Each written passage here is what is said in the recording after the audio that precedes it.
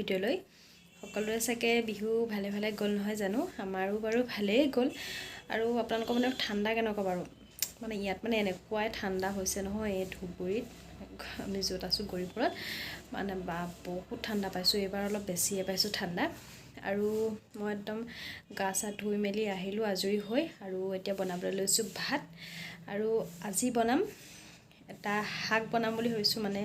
মই নামটো ভালকৈ নাজানো কিন্তু চব্জিৱালাজনক সুধোতে কৈছিলে যে এইটো খেসাৰী শাক বুলি কৈছিলে আজি ভাবিছোঁ এইখিনি বনাম খাবলৈ কিন্তু বহুত ভাল লাগে আমি খাইছোঁ বনাই খাবলৈ ভাল লাগে সেইকাৰণে ভাবিছোঁ ৰেচিপিটো আপোনালোকৰ লগতো মানে শ্বেয়াৰ কৰি দিওঁ আৰু যদি আপোনালোকে শাকবিধৰ নামটো জানে কমেণ্ট কৰি জনাবচোন আৰু বলক তেতিয়াহ'লে এতিয়া মানে পাকঘৰলৈ যাওঁ ভাত বনাওঁগৈ আৰু শাকৰ ৰেচিপিটো আপোনালোকৰ লগত শ্বেয়াৰ কৰিম চাই থাকিব ভিডিঅ'টো শেষলৈকে আৰু শাকখিনি এইখিনি হৈছে মানে হাজবেণ্ডক স্কুলৰ পৰা দি পঠাইছিলে তাৰ পৰা আগতো দিছে বাৰু খাইছোঁ খাই ভাল লাগে কিন্তু মই নামটো ভালকৈ নাজানো চব্জিৱালাজনক সুধোতে কৈছিলে যে এইটো খেসাৰী শাক বুলি এনেকুৱা চাওক এইটো আপোনালোকে বাৰু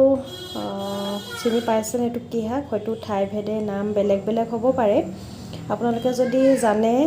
ক'বচোন এইটো কি শাক হয় মই ভালকৈ নাজানো আৰু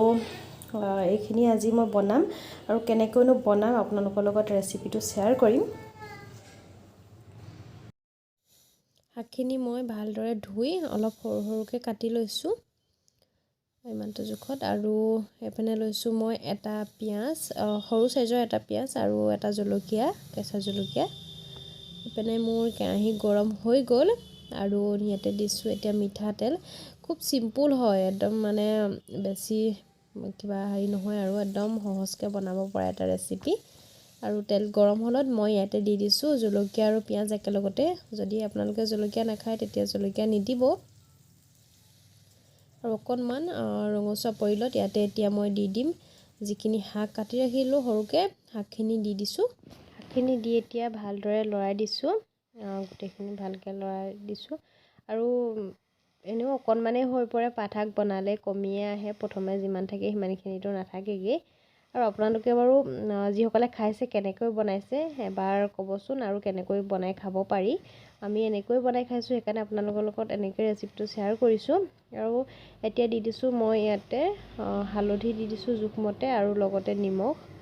নিমখ হালধি দি এইখিনি অলপ সময় লৰাই লৰাই ভাজি থাকিলেই হ'ব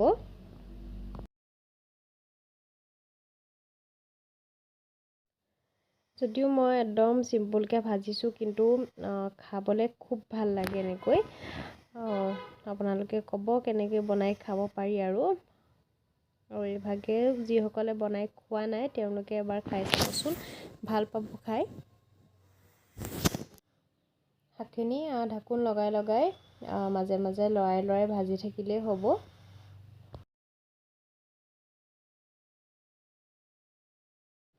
আৰু এয়া চাওক মোৰ 6-7 মিনিটমান ভজাৰ পিছতে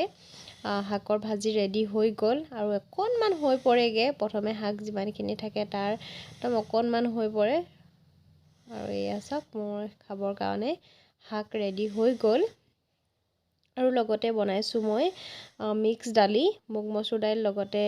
দি দিছোঁ বিলাহী বিন মটৰ এনেকৈ দাইলখন খাই খুব ভাল লাগে আৰু আছে